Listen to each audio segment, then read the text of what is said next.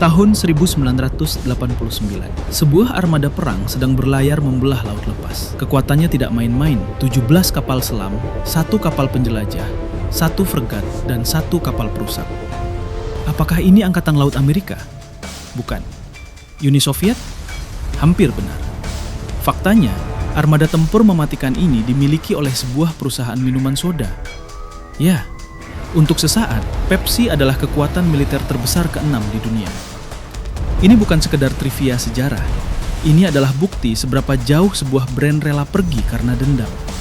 Dari membakar rambut mega bintang, memicu kerusuhan yang menewaskan 5 orang, hingga bernegosiasi dengan musuh negara. Selamat datang di cerita brand Pepsi.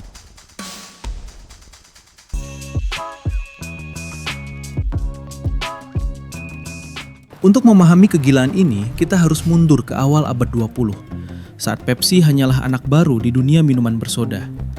Caleb Bradham, sang penemu, bangkrut total karena salah memprediksi harga gula saat Perang Dunia Pertama.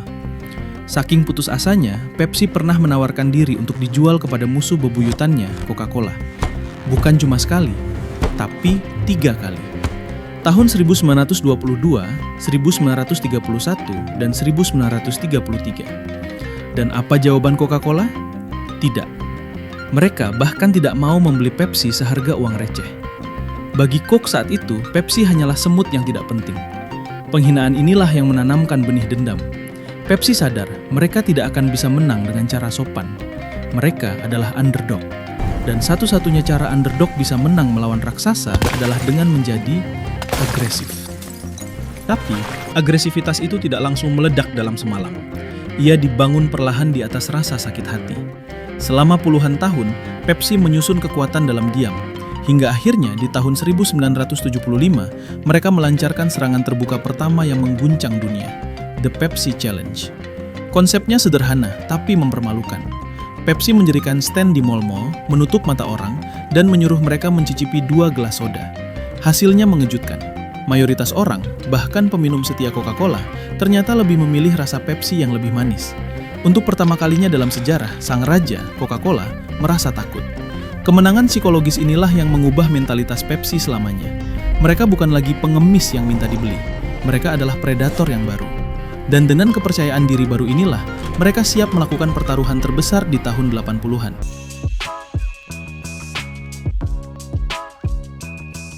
Maju ke tahun 1984, Pepsi melancarkan serangan total. Slogannya, The Choice of a New Generation. Targetnya, anak muda. Senjatanya, manusia paling terkenal di bumi saat itu, Michael Jackson. Kontrak senilai $5 juta ditandatangani. Syuting iklan termahal di dunia dimulai. Ribuan fans berteriak histeris di auditorium. Michael turun dari tangga, kembang api siap meledak. Tapi, bencana terjadi. Ledakan piroteknik menyambar terlalu cepat. Rambut Michael Jackson terbakar api. Kulit kepalanya hangus. Sang raja pop dilarikan ke rumah sakit. Dunia gempar. Pepsi seharusnya tamat. Tapi disinilah Pepsi belajar satu hukum gila marketing. Tidak ada publisitas yang buruk. Alih-alih diboikot, penjualan Pepsi justru meledak gila-gilaan.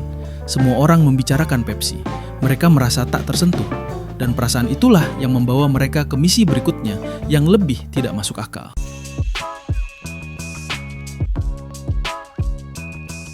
Target berikutnya, Uni Soviet. Warga Rusia cinta Pepsi, tapi ada satu masalah besar. Mata uang mereka, rubel, tidak laku di pasar internasional. Jadi, bagaimana cara Pepsi membawa keuntungan pulang ke Amerika? Awalnya mereka melakukan barter dengan vodka, tapi stok vodka habis. Maka di tahun 1989 terjadi kesepakatan bisnis paling absurd dalam sejarah. Uni Soviet tidak punya dolar, tapi mereka punya banyak sisa alat perang. Mereka membayar Pepsi dengan 17 kapal selam, 1 kapal penjelajah, 1 fregat, dan 1 kapal perusak. CEO Pepsi saat itu dengan sombong berkata ke penasihat keamanan Amerika, "Kami melucuti senjata Soviet lebih cepat daripada kalian." Di titik ini, ego Pepsi sudah menembus langit. Mereka merasa bisa melakukan apa saja, tapi mereka lupa hukum gravitasi. Semakin tinggi kamu terbang, semakin sakit saat jatuh.